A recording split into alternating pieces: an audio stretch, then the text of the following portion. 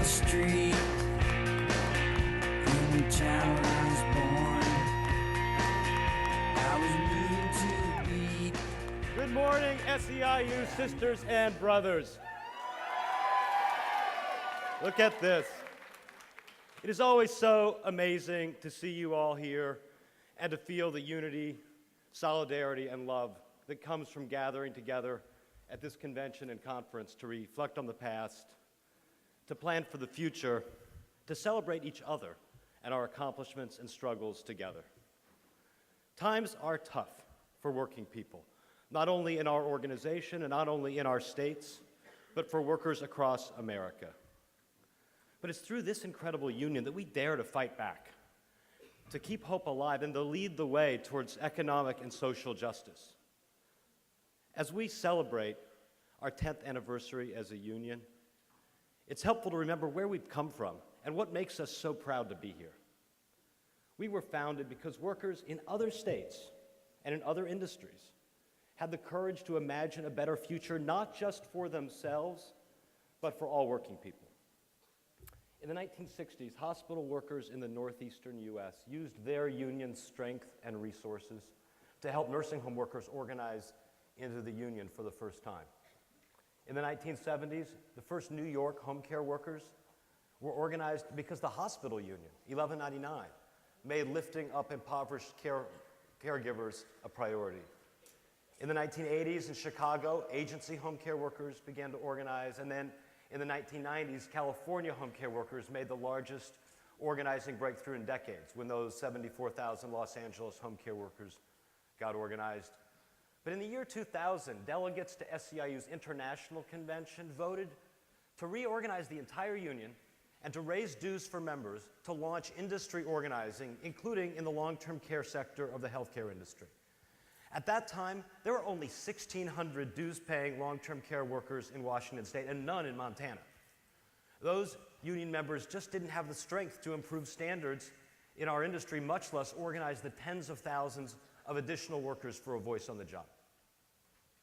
So when SEIU members nationwide voted to spend their dues on organizing workers in other states and industries, it gave us the resources to launch what would become SEIU Healthcare 775 Northwest. The courage and solidarity, that's right, all right. The courage and solidarity of our sisters and brothers across the country gave us the fuel to organize this union. But it was the caregivers here that gave us the energy and determination that became the spark. Those 1,600 long-term care workers in the year 2000 used the resources from our national union to launch a decade of organizing activity that today makes us a strong and proud union of 43,000 members.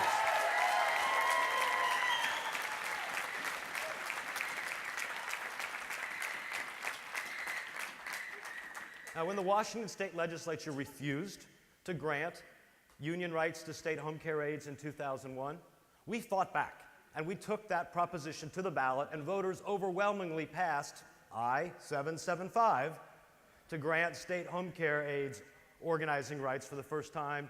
That led to a vote of the home care aides to join the union, and to our official birthday, when we got our charter on December 13th, 2002. Now, when politicians like Dino Rossi and Helen Summers denied funding for our first contract and kept home care aides from winning health care coverage, we fought harder. And we came away with a first contract that substantially lifted wages, provided health care and L&I coverage for the first time. When Washington State cut home care hours in 2003, we fought 5 years in court and at the bargaining table to overturn the shared living rule and get those cuts restored. 5 years. And then, we went on to win wages over $10 an hour, dental and vision benefits, a pay scale, paid time off, mileage reimbursement, and one of the strongest contracts in the country for home care aides. There's a long way to go, but we need to be proud of what we did.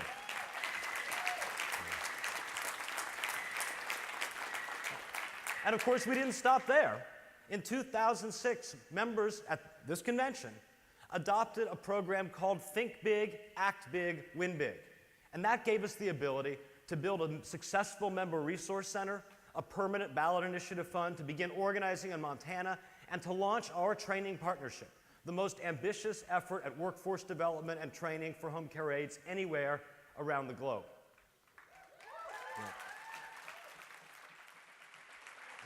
And then we continued organizing in the private sector, first in the home care industry, starting with that base at Catholic Community Services, but then winning ResCare, Chesterfield, Addis, KWA, et cetera. We ended up organizing 91% of the entire home care industry in Washington State, and then passed a parity law, that's right, and created pattern bargaining across employers so we all have the same standards in our contracts. Then we organized Washington nursing homes, multiplying by 5 the number of nursing home workers who have a union, both in militant campaigns like facilities like Vashon Community Care Center, and in innovative efforts to partner with nursing home employers like Eagle and Evergreen around improved Medicaid funding. We launched the first successful organizing drives among Montana home care aides and nursing home workers and among adult day health workers in Washington. We elected governors, escorted hostile state legislators out of office, passed ballot initiatives, changed laws, launched think tanks and coalitions and online advocacy platforms, became the acknowledged experts in our industry, agitators for a fair tax system, leaders in the effort to win social and economic justice for all people. And when the economy crashed, we fought back. Beginning in 2008, our road was a harder one to walk, and our fights were more on defense than offense. We saw some painful cuts and we saw wages stagnate, but through our consistent and principled fight-back campaigns, we stopped the worst proposals from becoming reality. Proposals that would have stripped thousands of workers of health care and would have robbed thousands of clients and patients of the services they get. And we did all of that through a commitment to the same mission, vision, and values that we had when we formed the union, including a commitment to bring about justice, not just about us, and a belief that as other workers around the country and in other industries gave us life, so we must do for others. We know, after all, that the only way for everyone to prosper is for everyone to prosper. That an injustice anywhere is a threat to justice everywhere, and that only with a powerful workers' movement can we aspire to the American dream of dignity and justice for those who work hard and play by the rules. Now, it's no longer any secret that there is a crisis for America's working families, deeper and longer than the current recession.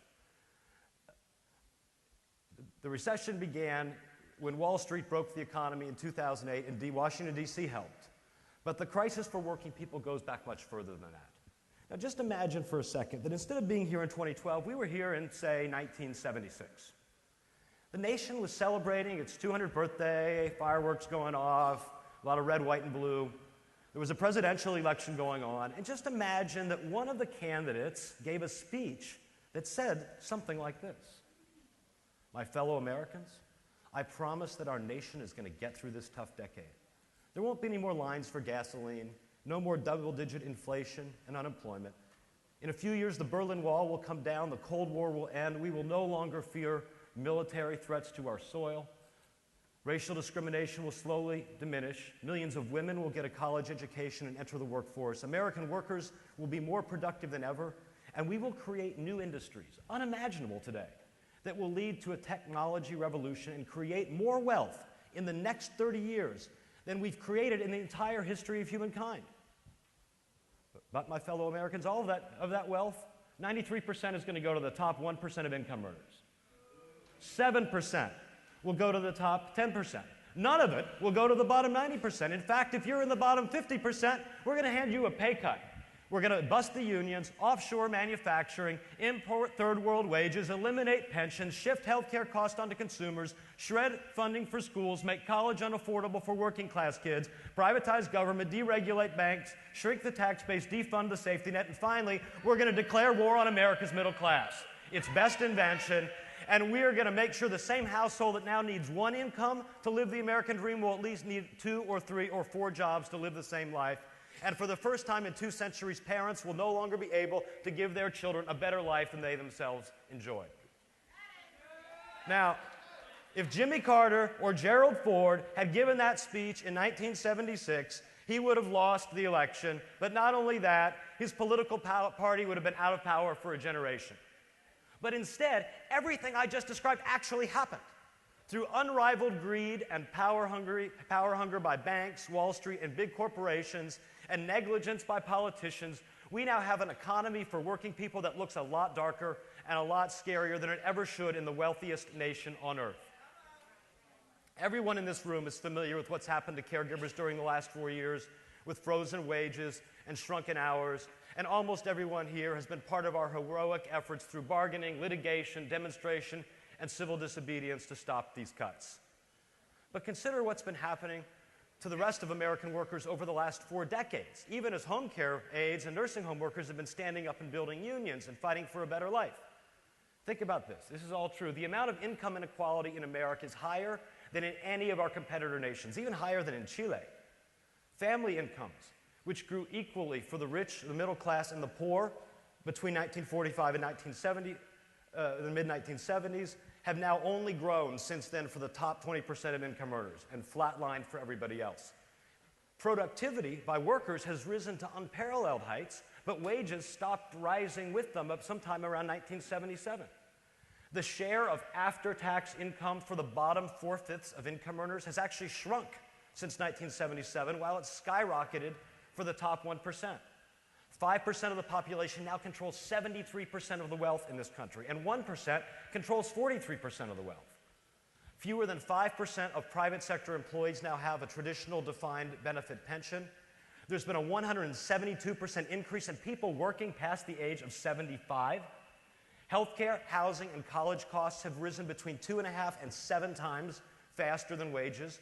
Corporations now pay a tiny fraction of all federal taxes, down under 10%, which is down from 30% 50 years ago, while workers' payroll taxes have skyrocketed. And in the last 7 years alone, we have tripled the amount of student loan debt in this country to nearly $1 trillion, and $43 billion of that is held by people who are over the age of 60. They'll be paying off their student loans with their Social Security checks. 2/3 of all minimum wage. So people talk about the minimum wage and say, oh, well, it's just a bunch of teenagers, right? Wrong. 77% of minimum wage earners are adults. And, oh, it's just a bunch of family businesses that pay that, right? Wrong. 66% of all minimum wage earners are employed by large corporations that routinely hand out rich rewards to their CEOs and their shareholders.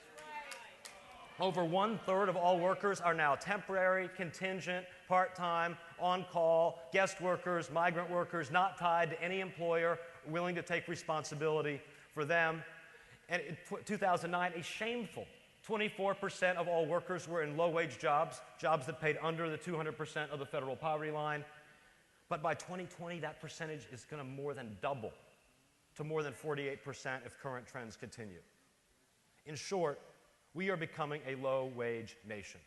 Not because we're not the wealthiest country in the world, not because CEOs and billionaires are suffering and forcing the rest of us to share their sacrifice, not because American workers aren't productive, not because the stock market is hurting or Wall Street isn't handing out billions in bonuses. No, we're becoming a low-wage nation because a handful of people got so greedy, so power-hungry, so intolerant of the idea that all boats could rise together that they decided to buy off a bunch of politicians, hire lobbyists, change all the rules so that the government is no longer a guarantee of justice for all, no longer about equal opportunity, and no longer the safety net of last resort for those in need. But now it's just an extension of crony capitalism and a culture that says, I got mine, thank you very much, and shuts the door in everybody else's faces. Not a force for equality, but a partner in crime for the greediest.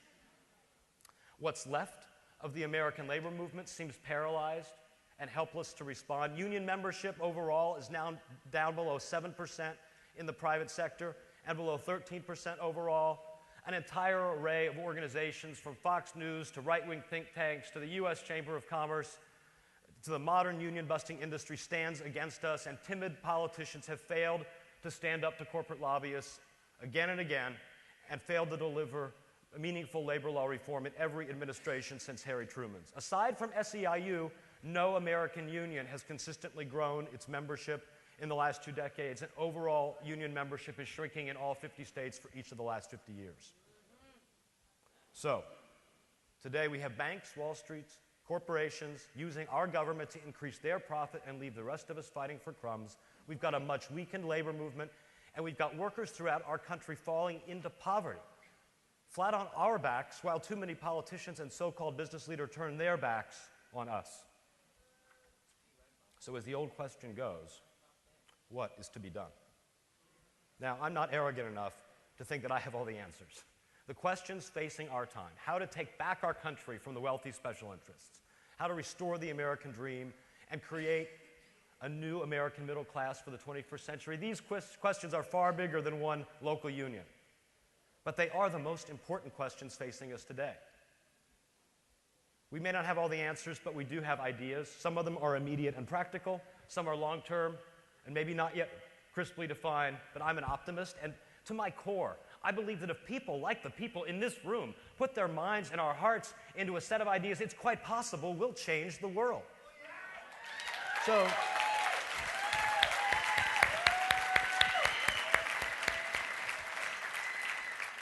here are 5 big priorities I want us to consider this weekend.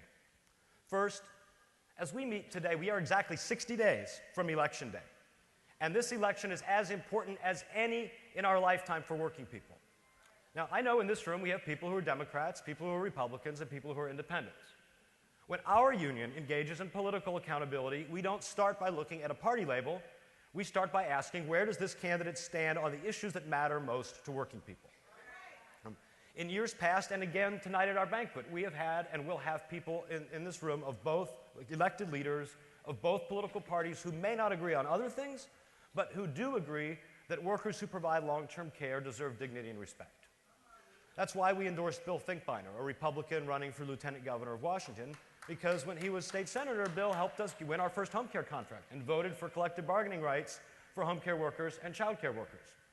That's why we've endorsed Republicans and Democrats for legislature in Washington and Montana, and it's also why, whatever your party label, and I know I'm going to upset somebody, the most important election goals we have this year are electing Jay Inslee as governor of Washington, Steve Bullock as governor of Montana, and Barack Obama as president of the United States.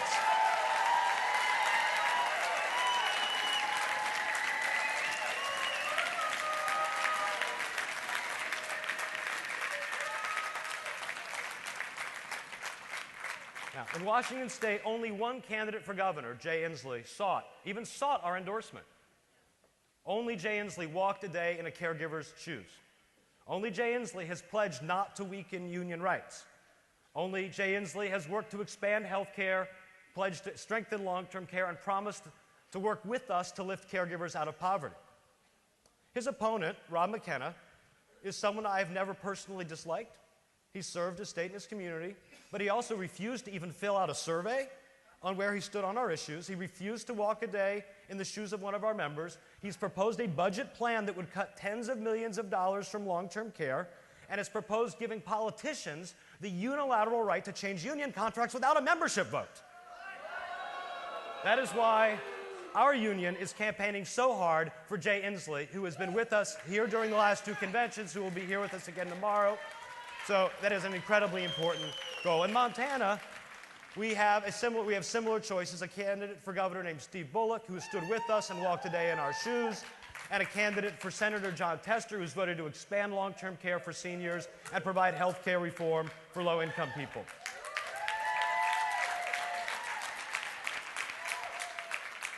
And for president, I'm going to veer from my script, we have a very clear choice, sisters and brothers. And I just got back from Charlotte late last night. I thought Michelle did a great job and Joe did a great job. The president did a fantastic job. But you know what? Presidents in this country have been trying to pass health care reform since Republican Teddy Roosevelt. And what we got was not perfect. It was a little messy and it took a little too long. But in 2014, 95% of Americans are going to have health care coverage because of Barack Obama. And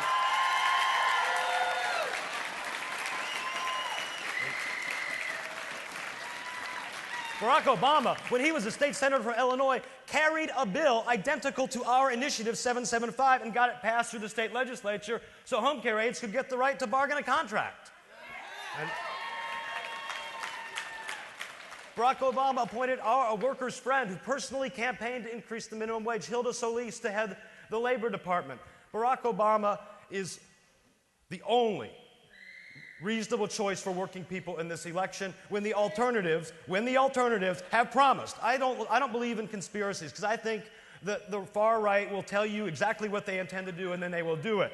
And what Paul Ryan and Mitt Romney have decided that they are going to campaign on, if you read their documents, if you listen to their speeches, they try to dodge it when there's a camera in their face, but they have been very clear. They intend to end Medicare as we know it, end Medicaid as we know it, and end Social Security as we know it. Their plan will take $2,000 out of the pockets of every working American and hand it to the top 1%. Their only idea of economic stimulus is giving more money to their rich friends so they can buy dressage horses and yachts and 5 private planes and 4 houses and a car elevator.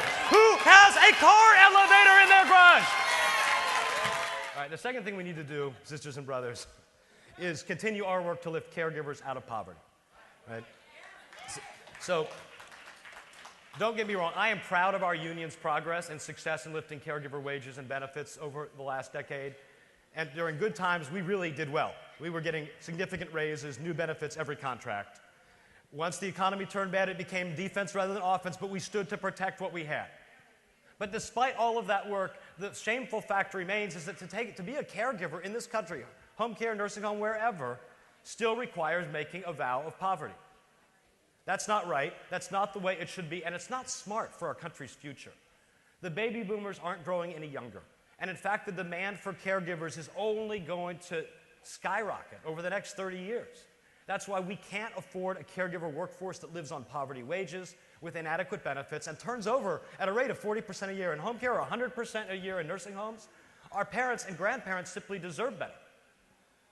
But here's the hard fact. Thank you. Lifting caregivers out of poverty won't happen one contract at a time. It has to be bigger than that. We have to create a civic consensus in this nation, just like nurses and teachers did before us, that caregiving work is professional, important, and essential work that deserves to be respected and valued.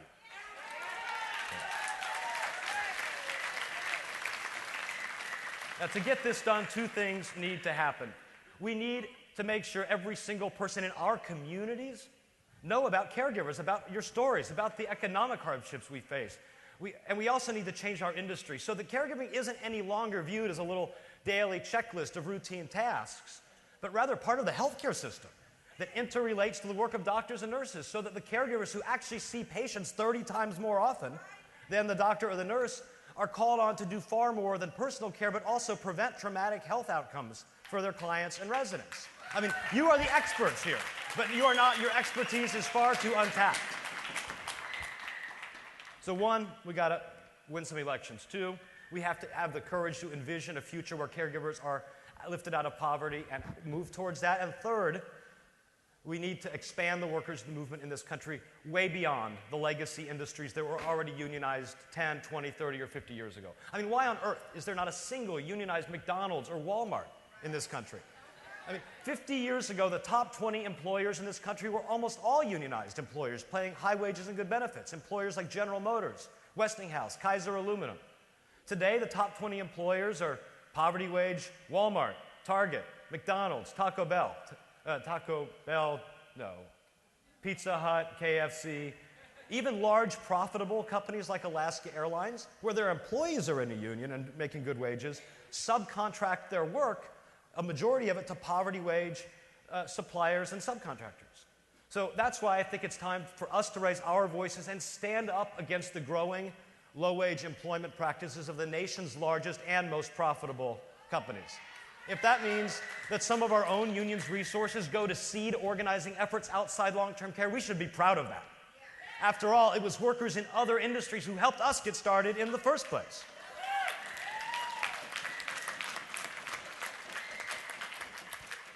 Fourth, we need to create a new civic and political consensus in this country. I mean, for much of the 20th century, we knew what each of the major political parties stood for. Democrats used to stand for safety nets, working people, oppressed minorities, and civil rights and liberties. Republicans stood for smaller government, limited taxation, states' rights, traditional values, and for big business. But both parties agreed on a few things. Both parties agreed that we should build universities and highways back in the 50s and 60s and 70s. Both parties agreed we should defend against foreign threats and communist totalitarianism. Today, our central challenge is how to build a new American middle class for the 21st century, inclusive of all who are willing to work hard for a living, that can restore the American dream of liberty and justice for all, passed along to each generation more fully than for the last. Today, the enemy is no longer a foreign army, but rather a domestic class of billionaires and millionaires who owe allegiance to nothing but currency and who love no country as much as they love their private jets, Swiss bank accounts, and offshore corporations. It is time for a new declaration, not of independence, but of interdependence, and of a belief that we all do better when we all do better. A new patriotic, populist, and majoritarian politics that unites us all and says, restoring the American dream is job number one.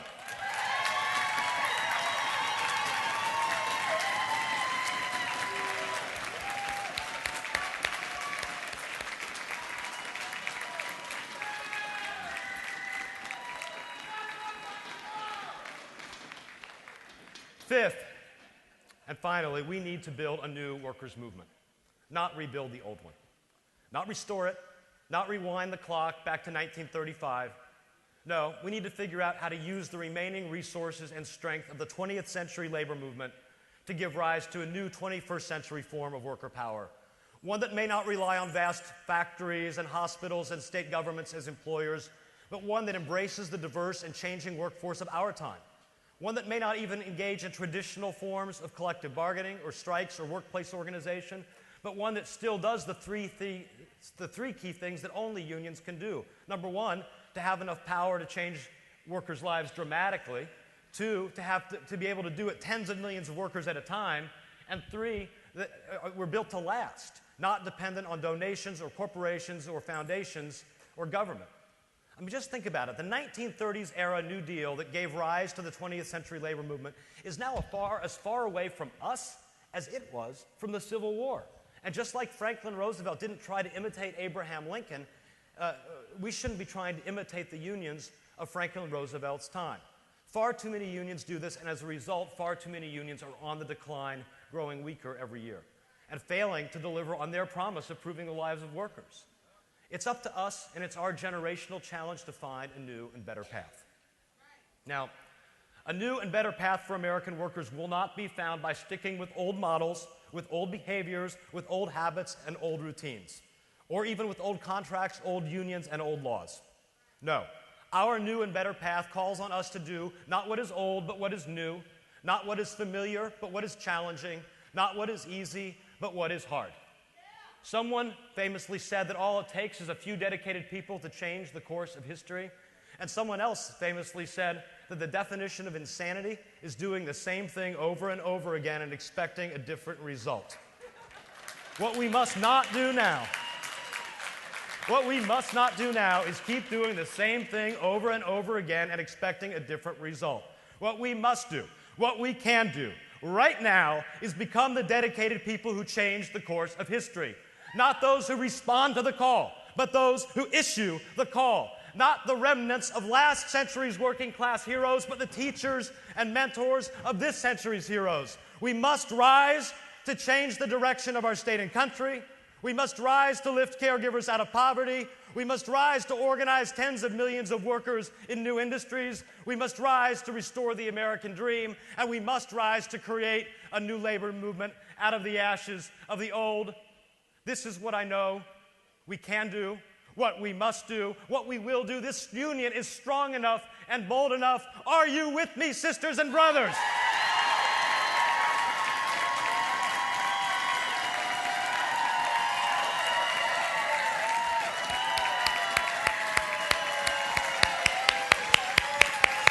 Thank you. Thank you very much. Have a great convention. SEIU. We are the ones. We'll see your fate, tear down your state, go get your guns. We came to fight. It's your disgrace, smash up your place. That's just polite. We are the ones. We'll see your fate, tear down your state, go